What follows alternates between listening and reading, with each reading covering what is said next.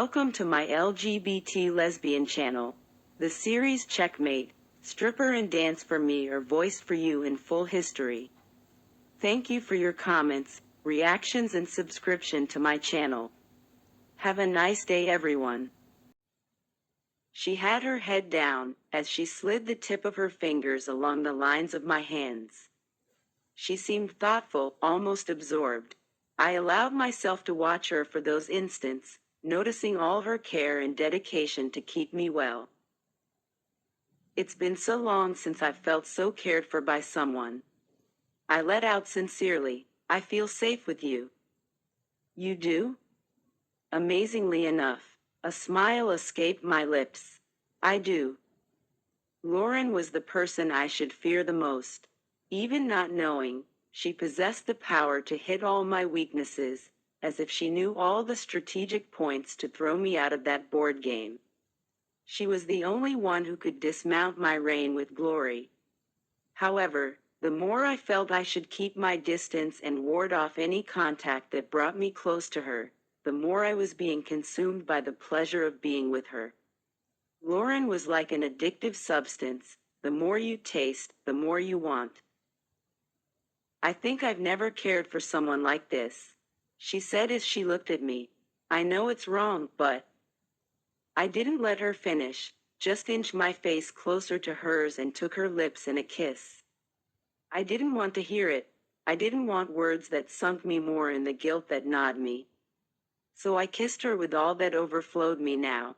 Lauren leaned her body slowly forward, depositing all her desire in that kiss, which seemed to take away from me all the strength I had until we heard knocking on the wooden door, causing her pull away quickly.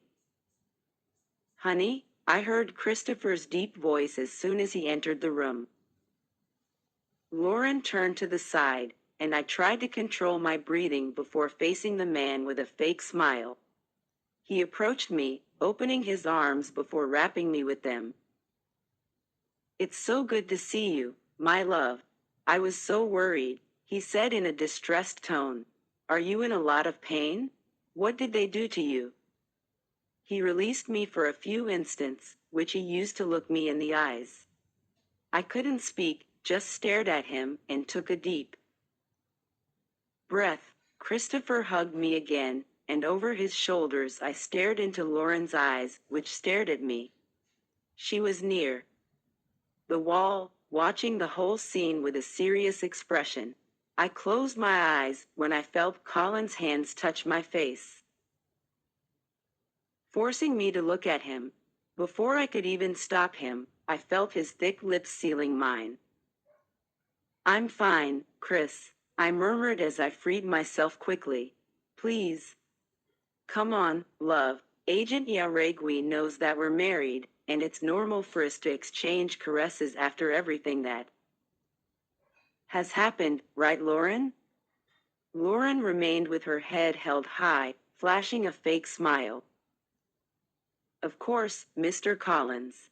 Very normal. You have to take good care of your wife so you don't lose her. I'd never lose her, she's very well. Right, honey? He asked as he caressed my arm. I just nodded, exchanging a quick look with the woman in the corner of the room. Well, I'll leave you alone to talk and whatever. Have a good night, Lauren murmured as she left the room. I wanted to stop her from leaving. I didn't want Lauren to leave, but I couldn't force her to stay and watch all that. I looked into Christopher's light eyes, and he gave me a confused expression, perhaps by my lack of action. Why do you treat her like that? I asked incredulously. I don't like her, Camilla. We didn't have a good interaction in the last few hours. What happened? Doesn't matter, I don't want you to worry about it, he said as he got up. Collins walked away from the bed, walking towards the window. It was clear that Christopher and Lauren had a force that repelled them, but I couldn't let that ruin everything. I want to know, Chris. We just argued, we were nervous about your absence and it generated a certain hostility.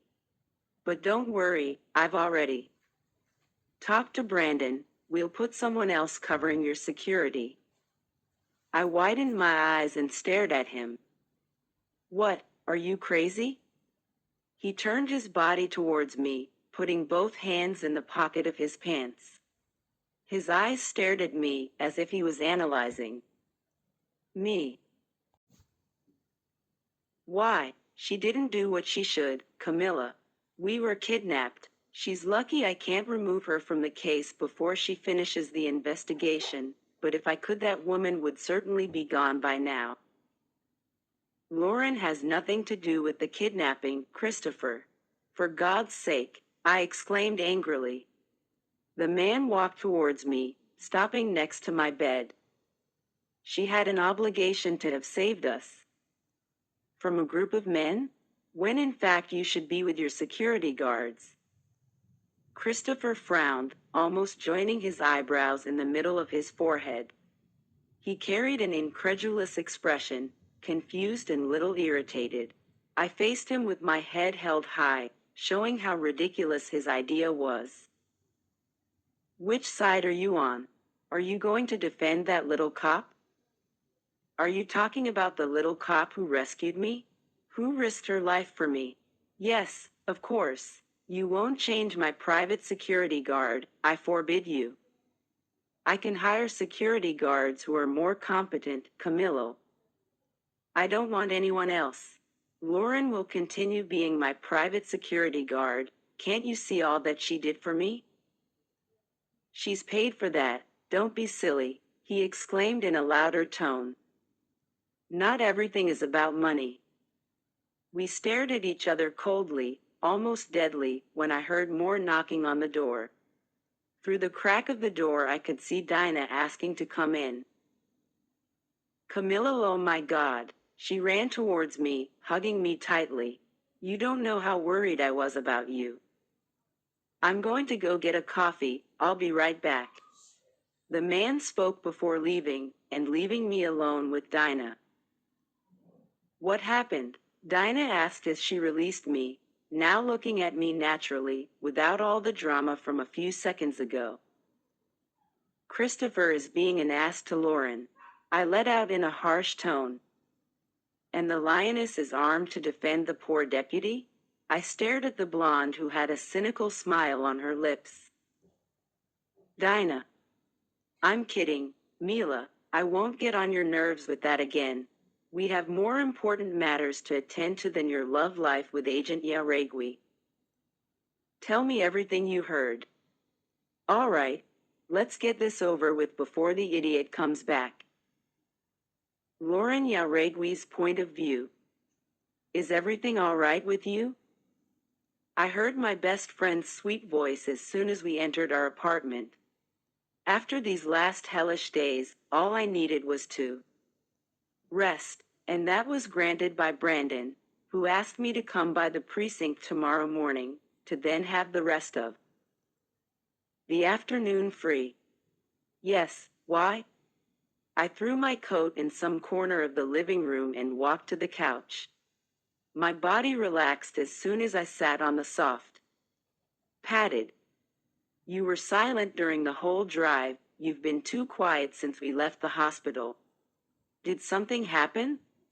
No. I arched my head back and took a deep breath. Veronica sat next to me and stared at me with an expression that said, "Don't lie to me. Don't look at me like that. Nothing happened, really. I just have my head full after all this." I imagine so. These last few days were hell, but I know that something else is bothering you, and as your best friend I should know. I closed my eyes, cussing the way how Veronica Iglesias could read me, decipher me without me even commenting about it. Come on, Lore, is this about the Almighty? Lately everything is about her, am I right? Vero flashed me a smirk as she rested her feet on the living room coffee table. I don't know what's happening to me. There are so many ideas in my head, so many events, I feel like I'm going crazy. In all of them Camilla is present. She's dominating me. We've already talked about that. And you know very well what I think is happening, right? I know, I whispered as I closed my eyes. Lauren, you avoided falling in love for years, for many wonderful girls who had everything to make you have a tranquil life, but it wasn't meant to be. I stared at Veronica's brown eyes, and now she didn't have a mocking tone, but a serious one. No woman has been able to steal so many of your thoughts, your attention, and your concern like that. You still have doubts of what this is? She may fuck very well, but you can't kid yourself by saying that that is just sex. Vero, you need to accept that you're in love with Camilla Collins. She got up from the couch as she removed her uniform coat slowly. And I'm not telling you to admit it to others, but to yourself. Now I'll leave you to think about that. I need to take a shower. She spoke as she walked away towards her bedroom. I shook my head as images of Camilla materialized perfectly in my mind. I had all of her traits imprinted till the littlest of details. I couldn't deny that that woman engaged me, took me for herself even when I insisted on denying. I couldn't understand, let alone explain. But I couldn't let this grow, I'd have to stop. I looked at that pile of papers on my desk, seeing the depositions of everyone who was in the car at the time of the kidnapping. Hyder's disappearance just made him look more guilty. He was now the main suspect, but I knew that there was a part of that story that wasn't as simple as it seemed, and that I'd have to start investigating. Any news from Hyder? I asked Allie, who typed something on her computer. The blonde looked up, looking at me through the lenses of her black glasses. I got some information from the places that he frequented before, some people who saw him, but nothing important. Do you think he has something to do with the kidnapping? Normani asked. I'm still investigating some information, but I don't discard the possibility. If Hyder is really the thief, nothing prevents him from being the kidnapper. He certainly must be, Normani affirmed. All this ain't as simple as it seems. I whispered very low. What did you say? Allie asked. Nothing, Agent Brooke. She nodded and turned her attention back to her computer. I continued to read the reports on my desk when I saw Commissioner Brandon on the other side of the glass door. He gestured with his hands for me to follow him, and so I did. Did something happen? I asked as soon as I approached him. No, Lauren, I just want you to come to my office. All right, I wanted to talk to you anyways. Anything in particular? The gray-haired man asked. It's about my job as Mrs. Collins' private security guard. I took a deep breath and then continued. I don't want to do it anymore. The commissioner stared at me with a confused expression, somewhat incredulous. He brought his navy blue cup with the police coat of arms up to his lips and took a sip of what I thought was coffee. Why? Oh. If you like that I voiced the continuation of the series Stripper and want me to continue, please like and write a comment on the video. This will be an incentive to continue working on translation and dubbing.